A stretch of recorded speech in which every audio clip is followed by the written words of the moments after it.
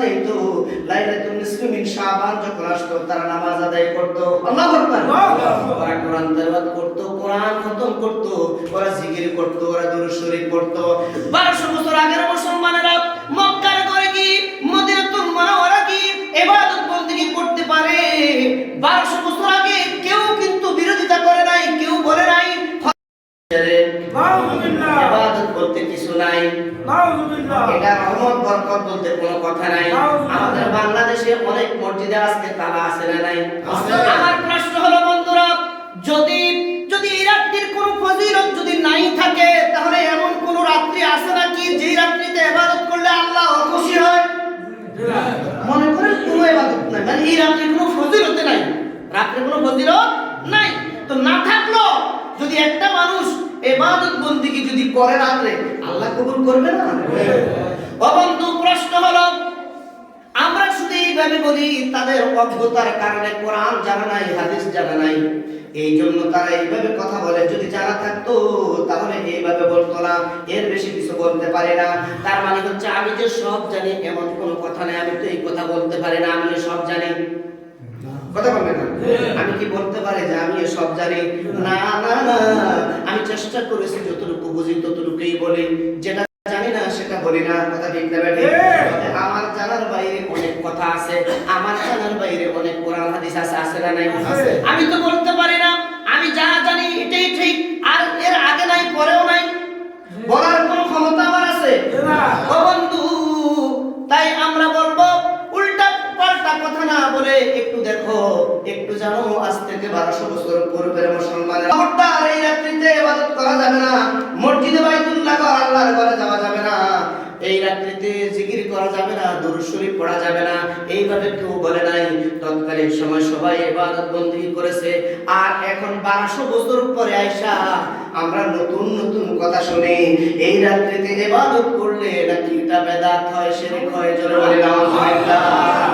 ও বন্ধু, আমরা বলবো ও বান্দা, যারা বলে এই রাত্রিতে ইবাদত করলে গুনাহ হবে, পাপ হবে, এই রাত্রিতে ইবাদত করলে এটা শিরক আর বেদাত হবে, আমরা বলবো এটা আলেম না, এটা হলো জাহিল।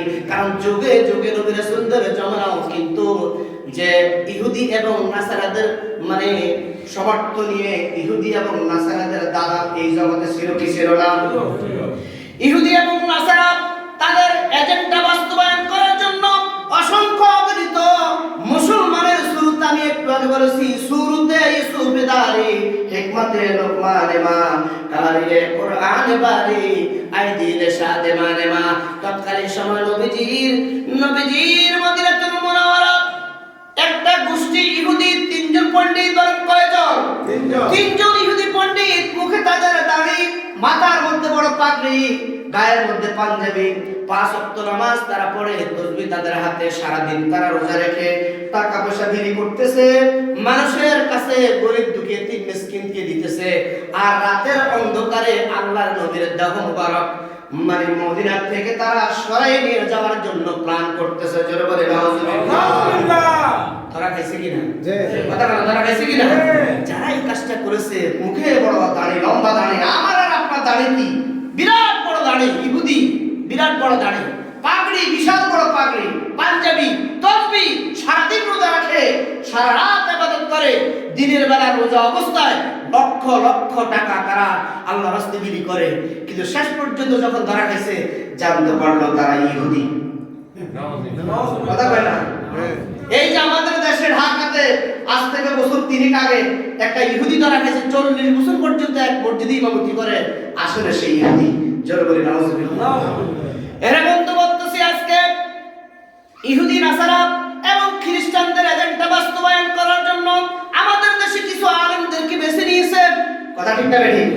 কিছু আলেমদেরকে শুরুতে কিছু আলেম এদেরকে ক্রয় করে নিয়ে গেল, বলে আমরা যাই বলবো তোমরা তাই বলো।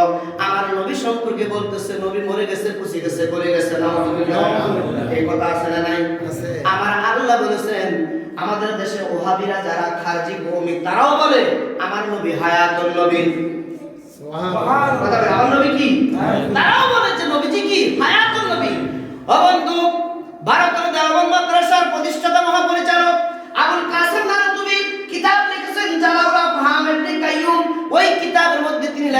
আনা আসমাউ সালাতাকুম আলাইয়া বিলা ওয়াসিতা ওয়া ক্বালা রাসূলুল্লাহ সাল্লাল্লাহু আলাইহি ওয়াসাল্লাম ওই দুনিয়ার কোন উম্মত যদি নবীর প্রেম আর ভালোবাসা দিয়ে নবীজির প্রতি দুরূদ এবং সালাম অন্তঃস্থল থেকে আদায় করে, ওই দুরূদ এবং সালামটা আমার নবী মদিনার টাওয়ার থেকে শুনতে পায়। সুবহানাল্লাহ।